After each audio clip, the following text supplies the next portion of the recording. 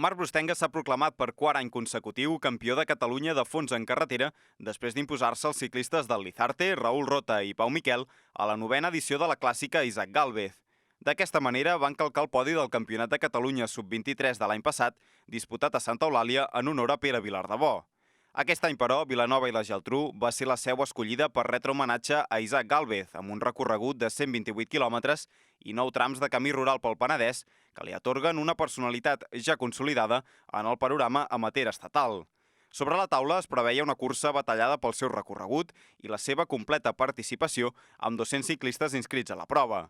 Amb tot, les expectatives es van complir, amb constants talls que es van anar produint fins a la resolució en un esprint d'una vintena de corredors.